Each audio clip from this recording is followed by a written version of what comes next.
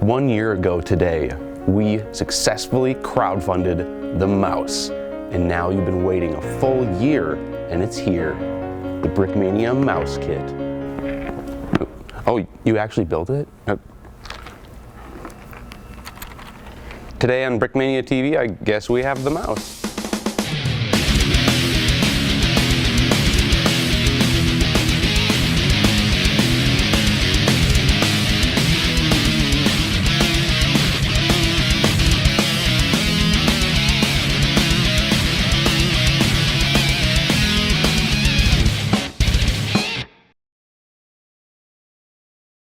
All right, Yitzy.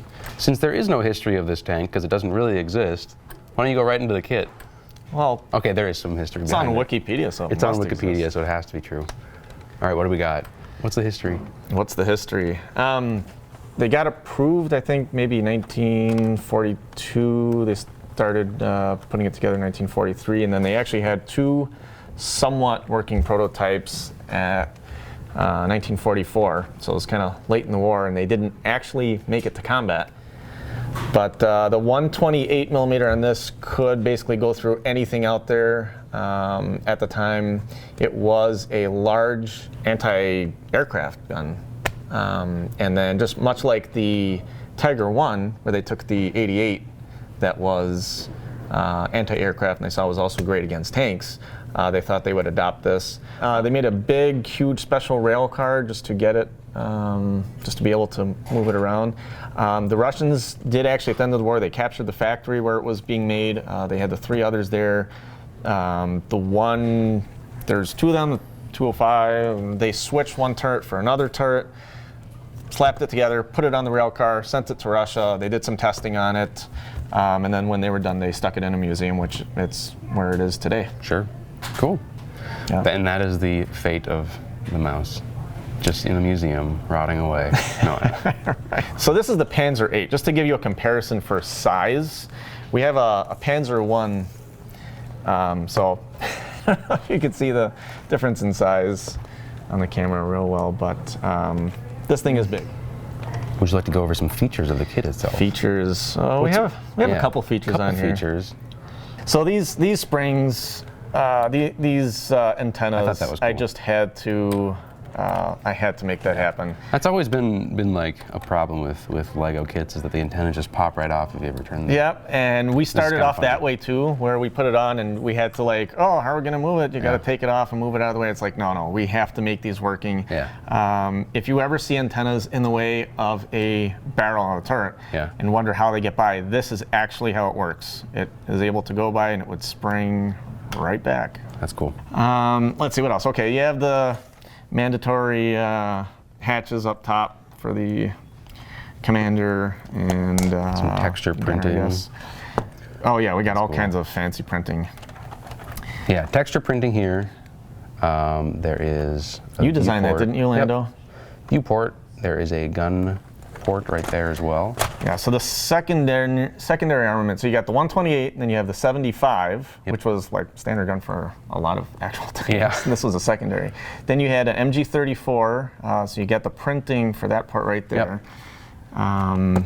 We have some printed tiles on the side of the turret. And on the front. And one on the front. Yeah, all it's crazy. This thing's covered with stuff. So there are these, I don't know, mufflers or intakes, these exhaust that we could use as handles to take those off. We got extra storage in there.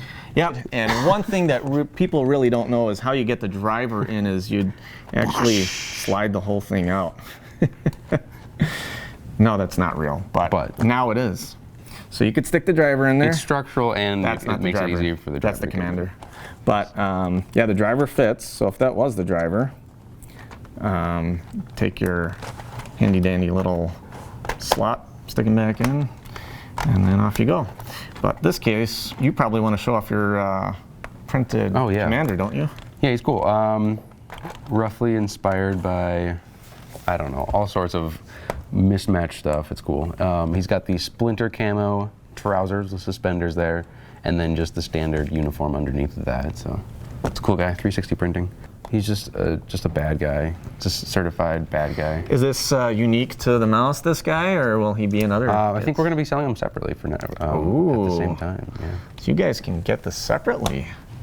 So that comes off, and we got this thing decked out. Yep. So there are 12 brick built shells inside here for the 128. You have an additional 2 on either side, so how many does that make? I'm not doing math right now. That's 16 right Nice. there. You get some really nice shells.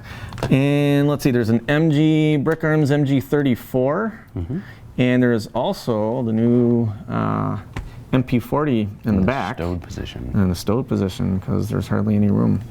This tank also uses a bunch of new parts to make this thing look super cool. So Yep, we got nice tiling right here on the side. Yep, and we definitely wanted to show that off, and Yeah. as much as we put the tracks on there, we didn't want to cover that up. So those are brand spanking new pieces, so Cool.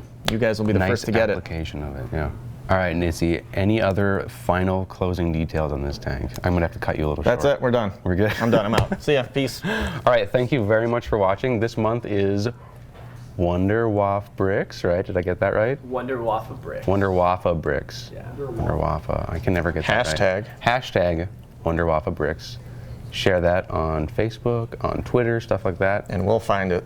And we'll find it. And Instagram. Instagram. That works too. That works. Nice. Do an Instagram. That is the episode. Thank you very much for watching. For more information, check out brickmania.com.